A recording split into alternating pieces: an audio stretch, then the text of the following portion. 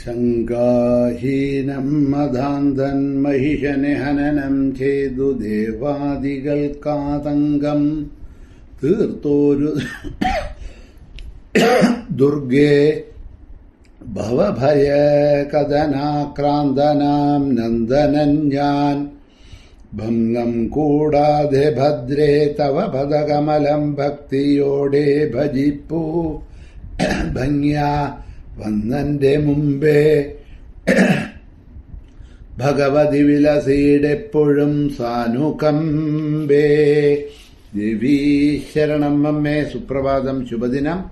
എല്ലാ ധന്യാത്മാക്കൾക്കും പുലർകാല വന്ദനം. ശ്രീമദ് ദേവി ഭാഗവത നിത്യപാരായണ പരമ്പരയുടെ ഇന്നത്തെ യജ്ഞവേദിയിലേക്ക് സുസ്വാഗതം. ദശമസ്കന്ധത്തിലെ 12ാമത്തെ അധ്യായമാണ് ഇന്നു മുതൽ ആരംഭിക്കുന്നത്. മഹാലക്ഷ്മിയുടെയും മഹാസരസ്വതിയുടെയും ചരിതത്തിനെയാണ് ഇവിടെ പറയാൻ പോകുന്നത്. മുനിരുവാച മഹിഷി ഗർഭസംഭൂതോ മഹാബലപരാക്രമാ ദേവാൻ സർവാൻ പരാജിത്യ മഹിഷോ അഭൂൽ ജഗത് പ്രഭു. മഹിഷിയുടെ മകനായിട്ട് പിറന്നവനും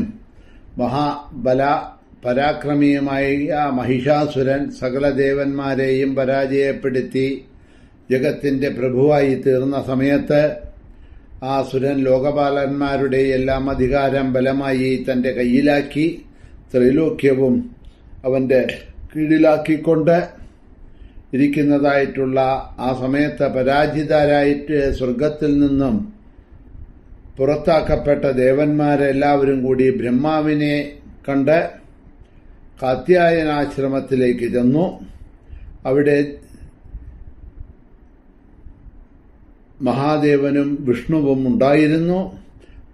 മഹിഷാസുരന്റെ കഥ ദേവന്മാര് വിഷ്ണുവിനോടും ശങ്കരനോടും പറഞ്ഞു കേൾപ്പിച്ചു. സകല ദേവന്മാരെയും ജയിച്ച് അവരുടെ സ്ഥാനങ്ങൾ ആ അസുരൻ കൈയടക്കി സ്വയം അനുഭവിക്കുകയാണ്. ഇത് കേട്ട സമയത്ത്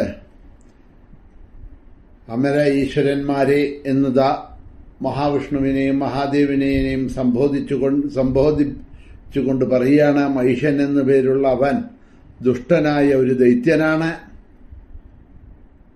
അവനെ വധിക്കാനുള്ള മാർഗം എന്താണ് എന്ന് പറഞ്ഞു തരണമെന്ന് പറഞ്ഞു. ഇങ്ങനെ ദേവന്മാർ പറഞ്ഞത് കേട്ടപ്പോൾ ദുഃഖത്തെ നശിപ്പിക്കുന്ന ഭഗവാൻ വിഷ്ണു ഭയങ്കരമായി കോപിച്ചു. അതുപോലെ മഹാദേവനും ക്രോധമുണ്ടായി. രണ്ടുപേരും കോപാവിഷ്ടരായി തീർന്നു. ഹരിയുടെ മുഖത്തു നിന്നും 1000 ആദിത്യന്മാർക്ക് തുല്യം പ്രകാശമായിട്ടുള്ള ഒരു ദിവ്യ തേജസ് ഉത്ഭവിച്ചു. പിന്നീട് ക്രമേണ എല്ലാ ദേവന്മാരുടെയും ശരീരത്തിൽ നിന്ന് ദിവ്യമായ തേജസ് ഉയർന്നു വന്നു. അത് ദേവശ്രേഷ്ഠന്മാരെയൊക്കെ സന്തോഷിപ്പിച്ചു. മഹാദേവനിൽ നിന്ന് ജനിച്ച തേജസ് മുഖമായി തീർന്നു. യമന്റെ തേജസ് കേശങ്ങളായി. വൈഷ്ണവ തേജസ് ബാഹുക്കള കരങ്ങളായി. സോമൻ ചന്ദ്രന്റെ തേജസ് സ്തനങ്ങളും. ഇന്ദ്രന്റെ തേജസ് അരക്കെട്ടും. വരുണന്റെ തേജസ് കണങ്കാലും തുടകളും ആയി തീർന്നു. ഭൂമിയുടെ തേജസ് നിതംബം. ബ്രഹ്മാവിന്റെ തേജസ് പാദങ്ങള്. സൂര്യന്റെ തേജസ് പാദങ്ങളിലെ വിരലുകള്. വസുക്കളുടെ തേജസ് കൈവിരലുകള് ഒക്കെ ആയിട്ട് ഭവിച്ചു. രാജൻ കുബേര തേജസ്സുകൊണ്ട് മൂക്കും. ഉത്തമമായ പ്രജാപത്യ തേജസ്സുകൊണ്ട് ദന്തങ്ങളുമുണ്ടായി. ശുഭമായ ലോചനത്രയം അഗ്നിയുടെ തേജസ്സുകൊണ്ട് 3 കണ്ണുകളുണ്ടായി. സന്ധ്യയുടെ തേജസ്സുകൊണ്ട് സുന്ദരമായിട്ടുള്ള പുരുകക്കുടികളുണ്ടായി. ചെവികളുണ്ടായത് വായുവിന്റെ തേജസ്സുകൊണ്ട്. സകല ദേവന്മാരുടെയും തേജസ്സുകൊണ്ട് മഹിഷ മർദിനിയായിട്ട് ദേവി ആവിർഭവിച്ചു. അങ്ങനെ മഹിഷാസുരമർദിനിയായ ദേവിയുടെ ആവിർഭാവത്തിനെയാണ് ഇവിടെ പറഞ്ഞു കേൾപ്പിച്ചത്. ആ ദേവി ഈ ദേവന്മാരുടെയൊക്കെ മഹാവിഷ്ണുവിന്റെയും ശിവന്റെയും ഇന്ദ്രന്റെയും അഷ്ടദിക്പാലകന്മാരുടെയും ദേവന്മാരുടെയും ഒക്കെ തേജസ്സിൽ നിന്നും ആവിർഭവിച്ചതാണ് എന്ന് പറയണു.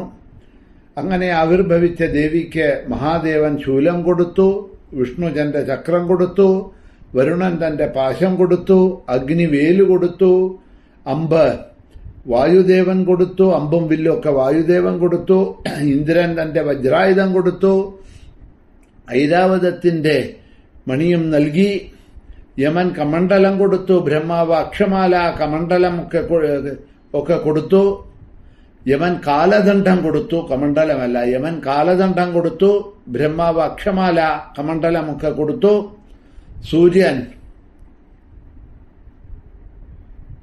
മാല ചാർത്തി, കാലൻ വാളുകൊടുത്തു, ഒരു പരിചയം കൊടുത്തു, സമുദ്രം മുത്തുമാല, പുതുവസ്ത്രങ്ങള്, ചൂടാമണി, കുണ്ടലങ്ങള്, കടകങ്ങള് മുതലായവയൊക്കെ കൊടുത്തു എന്നൊക്കെ പറയുന്നുണ്ട്. വിശ്വകർമാവ് മോതിരങ്ങൾ നൽകി, ഹിമവാൻ വാഹനമായി സിംഹത്തെ കൊടുത്തു, അതുപോലെ പല തരത്തിലുള്ള രത്നങ്ങളൊക്കെ കൊടുത്തു ദേവിക്ക്.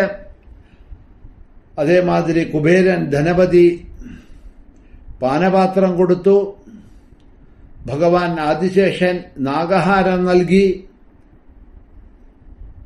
മഹിഷാസുരനാൽ പീഡിതരായിട്ടുള്ള മറ്റു സകല ദേവന്മാരും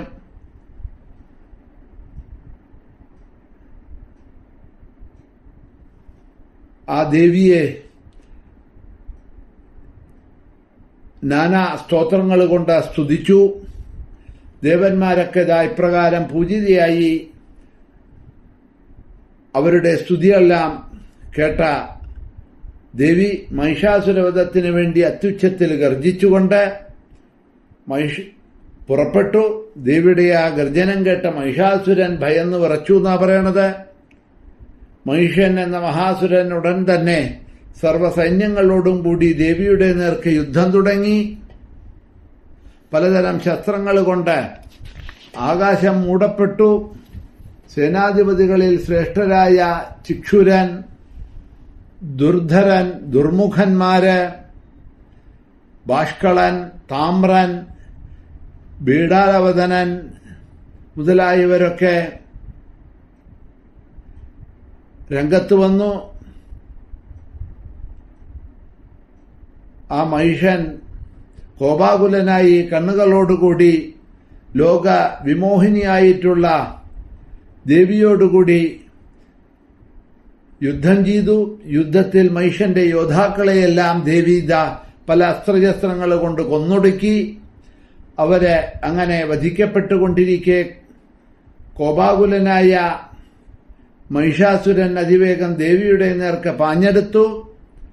മായ കൊണ്ട് പല രൂപങ്ങളും കൈകൊണ്ടു.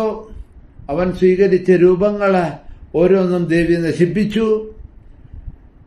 ഇന്ദ്രശത്രുവായ അവൻ ഒടുക്കം മഹിഷരൂപം തന്നെ സ്വീകരിച്ചു. അവനെ കയറുകൊണ്ട് വരിഞ്ഞുകെട്ടി വാളുകൊണ്ട് അവന്റെ തലവെട്ടി. അങ്ങനെ ദേവഗണങ്ങളുടെ അന്തകനായി ഭവിച്ചിരുന്ന ഈ മഹിഷനെ ദേവി വധിച്ചു എന്ന് മഹിഷാസുര മർദ്ദനത്തെ അവിടെ ചുരുക്കി പറഞ്ഞു. മഹിഷാസുരന്റെ കഥ, മഹിഷാസുരമർദ്ദനം, ഇതൊക്കെ ഇതിനു മുമ്പ് വളരെ ദീർഘമായിട്ട് ദേവി ഭാഗവതത്തില് അവലോകനം ചെയ്തതാണ്. ആ കഥകളൊക്കെ ഞാൻ പറഞ്ഞിട്ടുണ്ട്. അതൊക്കെ നിങ്ങൾ കേട്ടിരിക്കുമെന്ന് വിചാരിക്കുന്നു. സന്ദർഭോചിതമായിട്ട് ഇവിടെ ആ ദേവിയുടെ ഉദ്ഭവം എങ്ങനെ ഉണ്ടായി എന്നുള്ളതിനെ കാണിക്കാനായിക്കൊണ്ട് അതിനെവിടെ ചുരുക്കി പറഞ്ഞു എന്ന് മാത്രമേ ഉള്ളൂ. അവന്റെ അവശേഷിച്ച സൈന്യങ്ങളൊക്കെ പേടിച്ച് ചിന്നിച്ചെതറി 4 ദിക്കിലേക്കും പാതാളത്തിലേക്കും ഒക്കെ ഓടി. ദേവന്മാർക്കെല്ലാം സന്തോഷവാന്മാരായി ദേവന്മാര് അവരെല്ലാം ദേവിയെ വാഴ്ത്തി സ്തുതിച്ചു. ഇങ്ങനെയാണ് മഹിഷാസുരമർദ്ദനിയായ ലക്ഷ്മി ദേവിയുടെ ജനനം ഉണ്ടായത്, അല്ലെങ്കിൽ ആവിർഭാവമുണ്ടായത്. ഇനി അടുത്തതായിട്ട് മഹാസരസ്വതിയുടെ ആവിർഭാവം എങ്ങനെയാണ് ഉണ്ടായത് എന്ന് കേട്ടോളൂ എന്നാണ് പറയണത്. ആ ഭാഗങ്ങളെ നമുക്ക് നാളെ അവലോകനം ചെയ്തുകൊണ്ടുപോകാം. ഇന്നിവിടെ തന്നെ നിർത്തുന്നു. ശ്രീ മഹാദേവ്യൈ നമഃ.